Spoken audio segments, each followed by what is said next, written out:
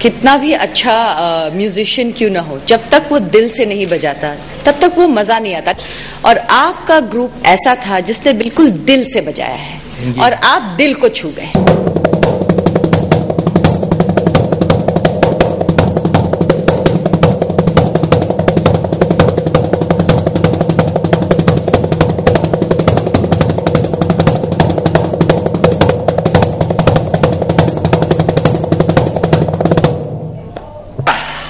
મજા આ ગયા।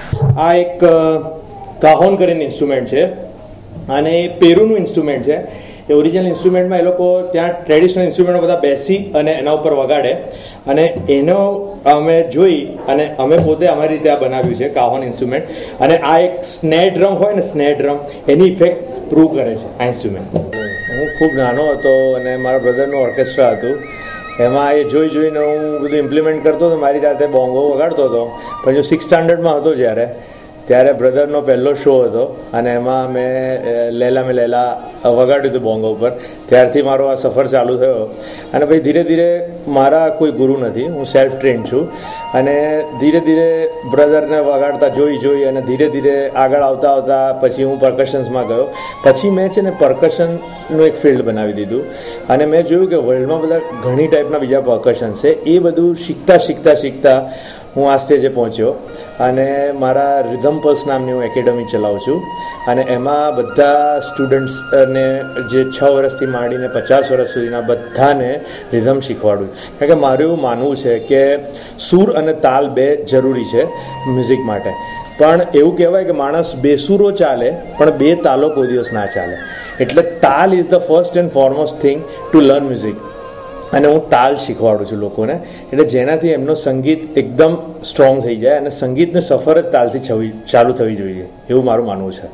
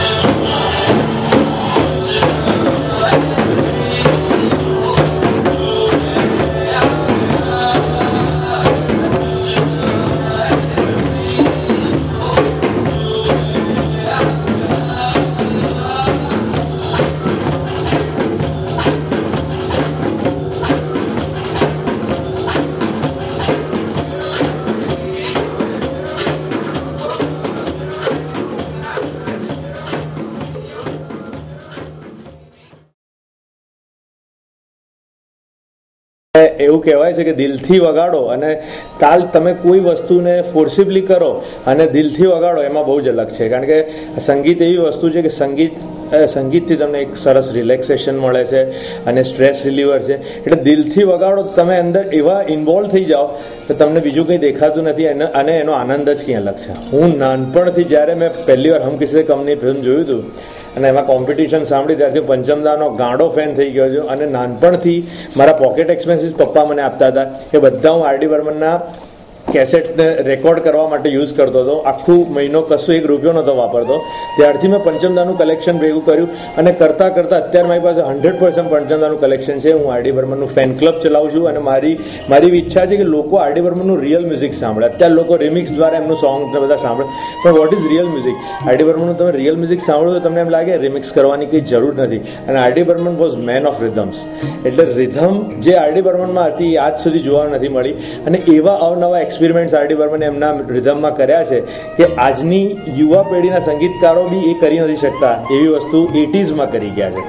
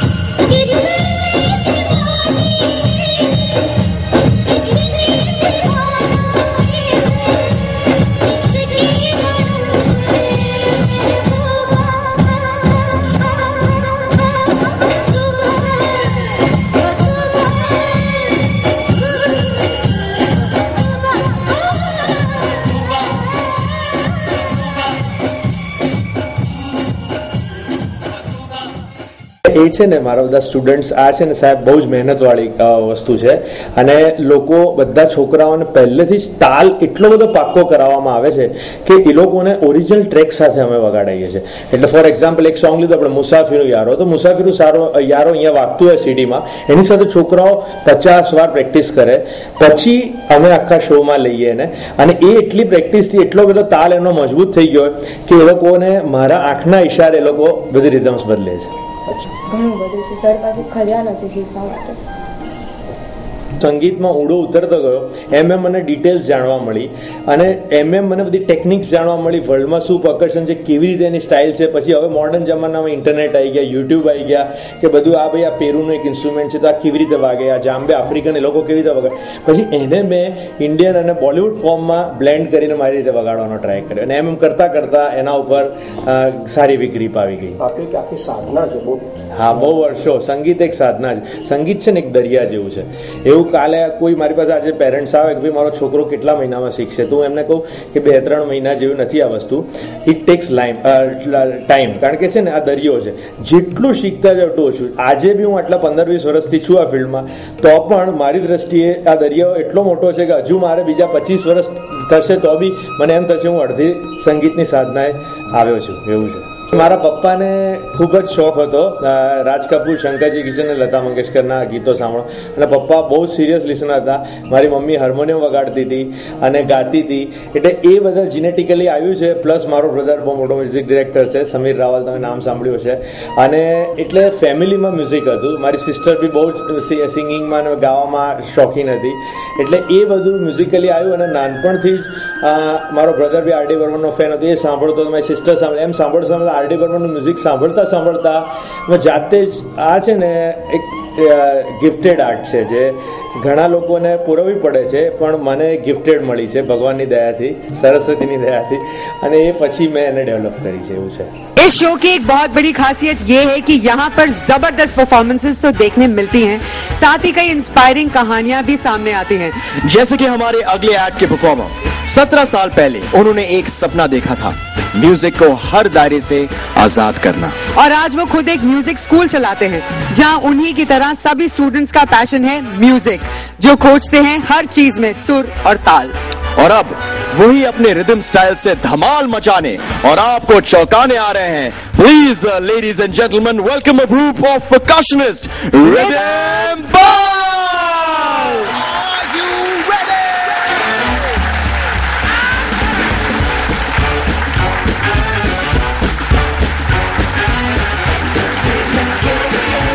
Who is the leader of this fantastic group? I am Akul Rawal. I am the leader of this fantastic group. अकुल, क्या करने वाले हो आज? आप लोग एकदम स्टाइल में सब लोग आए, छोटे हैं, बड़े हैं। हम आज रिदम्स बजाने वाले। परकशन हमारी हाईलाइट है। विद परकशन, विद इंस्ट्रूमेंट्स और विदाउट इंस्ट्रूमेंट्स हम बजाएंगे। एंटरटेनमेंट शुरू किया जाए।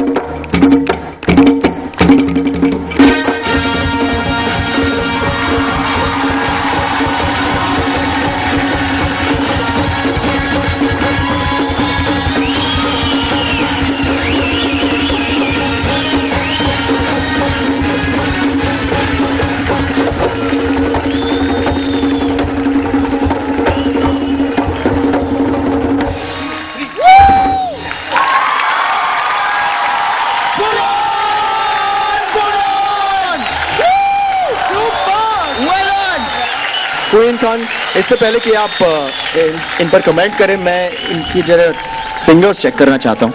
दिखाइए कुछ सब ठीक तो नहीं? उनकी फिंगर्स और उनका पेट देखो, मार्बल्स तो नहीं है उनके पेट में। ये अच्छा ठीक है। और आपका भी ठीक है?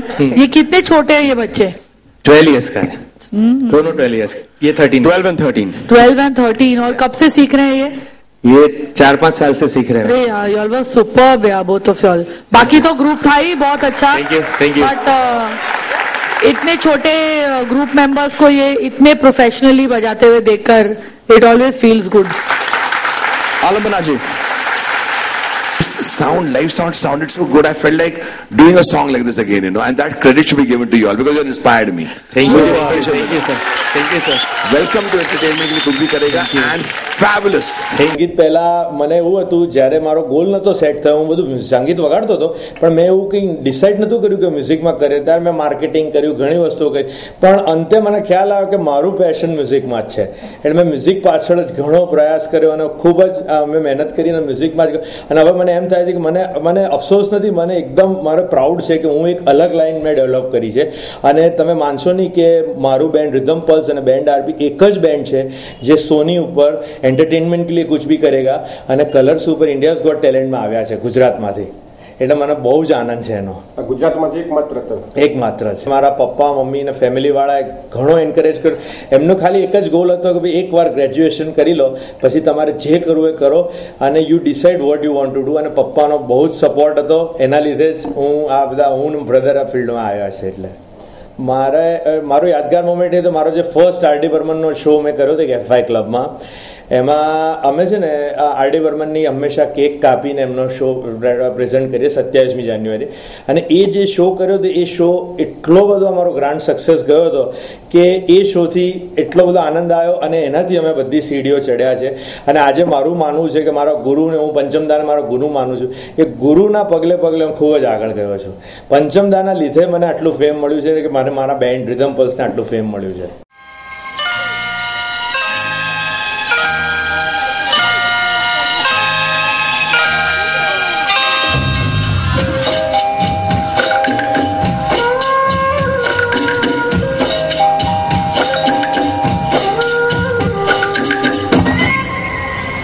बत्तियां बुझा दो,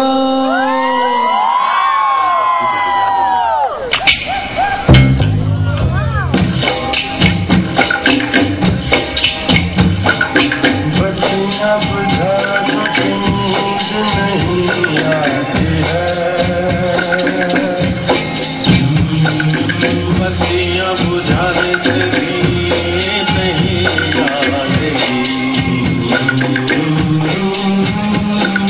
बत्तियां बुझाने वाली जाने कब आएगी,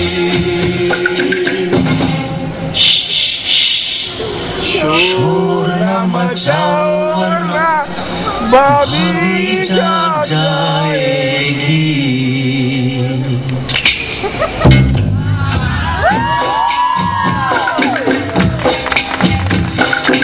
यार तुम्हें किस मोड़ पे ले आया, ये दिल करे हाय कोई ये बताए क्या होगा।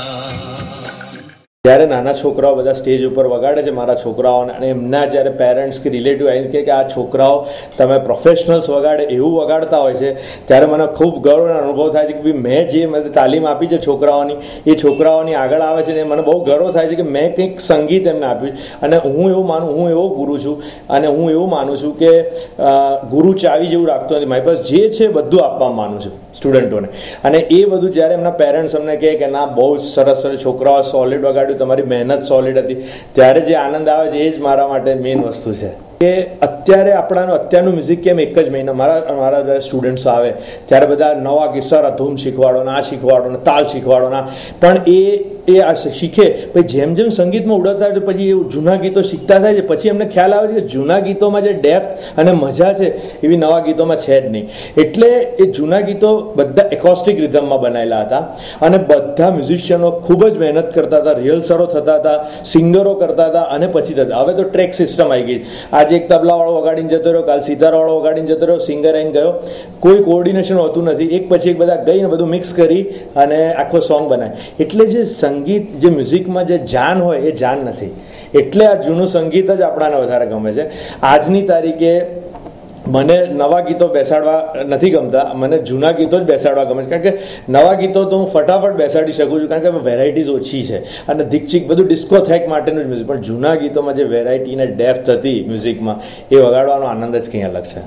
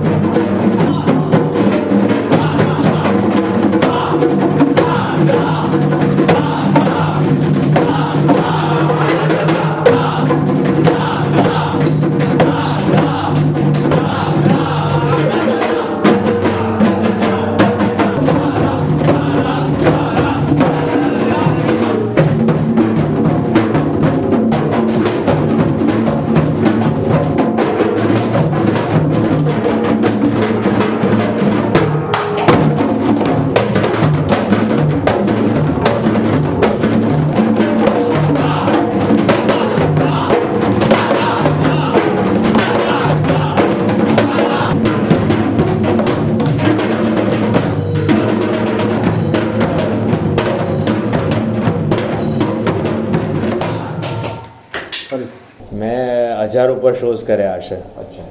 ઇન્ડિયન આઇડલ, સારેગામા, છોટે ઉસ્તાદ બધાના કન્ટેસ્ટન્ટ સાથે બધે શોઝ કરેલા છે મેં. લાઈવ શો અને સરસ આપણે કર્ણપ્રિય સંગીત આપો, ઓરિજિનલ વસ્તુઓ વગાડો અને સરસ બ્લેન્ડિંગ સાથે ઓર્કેસ્ટ્રેશન હોય તો આજે બી લોકો એ શો જોવા આવે છે.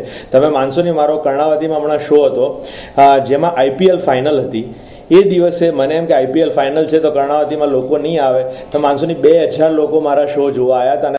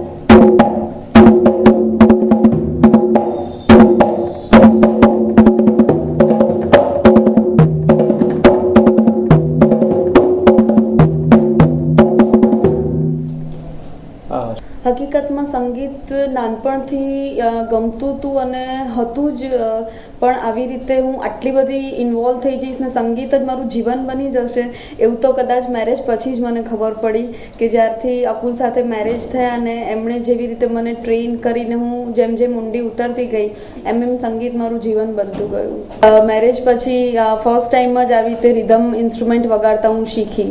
અઘરી વાત તો છે જ, પણ જેવી રીતે અકુલે મને ટ્રેન કરી છે અને ધીમે ધીમે મને પણ એમ થયું કે એક છોકરી માટે આ બહુ ચેલેન્જિંગ કામ છે અને આજે આ રિધમ ઇન્સ્ટ્રુમેન્ટ શીખવા એ બહુ યુનિક વસ્તુ છે. એટલે મેં પણ મારી રીતે ઇન્ટરેસ્ટ લઈને એમાં ખૂબ આગળ શીખવાના પ્રયત્નો કર્યા. તો આજે હું ઘણા સારા સ્ટેજ પર પહોંચી શકી છું કે આજે અકુલને ઘણી બધી રીતે હું ક્લાસીસમાં ને એવી રીતે હેલ્પ કરાવું છું અને એનો મને ઘણો આનંદ છે. એવું કહેવાય છે કે જો તમે રિયાઝ ના કરો તો ઇન્સ્ટ્રુમેન્ટો તમને દૂર કરી નાખે છે. અકુલ માટે હું એવું જ કહીશ કે એમના જેવા પેશનેટ મ્યુઝિક માટે મેં બહુ જ ઓછા લોકોને જોયા છે કે મ્યુઝિક એમને ભગવાનની એક ગિફ્ટ મળી છે. જે રીતે મશગુલ થઈને છોકરાઓને શીખવાડે છે અને પોતાની જાન રેડી દે છે મ્યુઝિક માટે, એવું કહી શકાય કે મ્યુઝિક જ એમની લાઈફ છે, કે મ્યુઝિક વગર તો હું વિચારી જ ના શકું કે અકુલમાં શું હોય એમ. ઇઝ ધ બેસ્ટ ગુરુ, અને જેમ અમે કહીએ છીએ is a very cool sir. ગુરુ, ફ્રેન્ડ, જે ગાઈડ, જે બી કહો ઇઝ ધ બેસ્ટ. ઘણું બધું છે સર પાસે, ખજાનો છે શીખવા માટે.